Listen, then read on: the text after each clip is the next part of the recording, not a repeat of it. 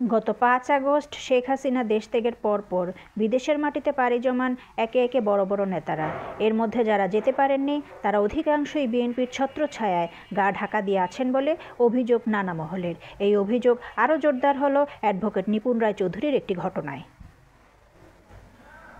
সম্প্রতি আওয়ামী লীগের আহ্বায়ক মোল্লা ফারুকের বিএনপিতে যোগদানের ঘটনা নিয়ে শুরু হয় তুমুল সমালোচনা।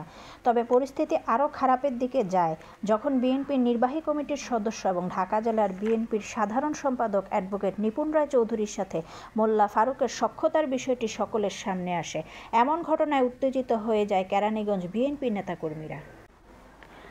জানা গেছে, গত ৯ নভেম্বর সুভা ইউনিয়নের ১ নং ওয়ার্ড কর্মী সম্মেলন দক্ষিণ কেরানীগঞ্জ থানার তাঁতি লীগের আহ্বায়ক মোল্লা ফারুক বিএনপিতে যোগদান করতে গেলে স্থানীয় বিএনপি নেতা কর্মীরা তাকে বাধা দেয়। এ নিয়ে সংঘর্ষে উভয় পক্ষে অন্তত ৯ জন আহত হয়।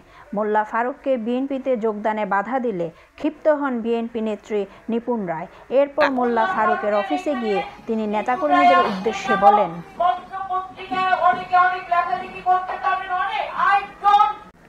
মুহূর্তের মধ্যেই এই ভিডিও ব্যাপকভাবে ছড়িয়ে পড়ে সামাজিক যোগাযোগ মাধ্যমে।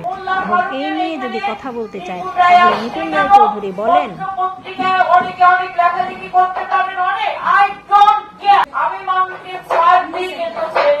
যদি কেউ ইচ্ছাকৃতভাবে দলের মধ্যে কোনো বিশৃঙ্খলা সৃষ্টি করতে চায় সেক্ষেত্রে আমরা ছাড় দেব, কিন্তু ছেড়ে দেব না।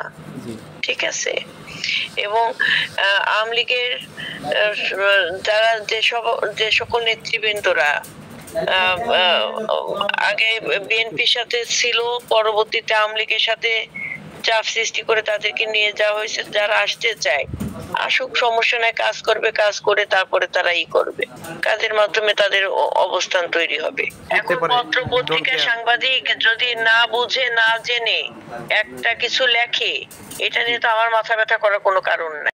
দর্শক, আওয়ামী লীগের এভাবে দল পাল্টানো এবং বিএনপি এভাবে সাদরে আমন্ত্রণ জানিয়ে গ্রহণ করাকে আপনি কিভাবে দেখছেন অবশ্যই কমেন্ট বক্সে জানিয়ে যাবেন এবং সাবস্ক্রাইব করে আমাদের পাশে থাকবেন।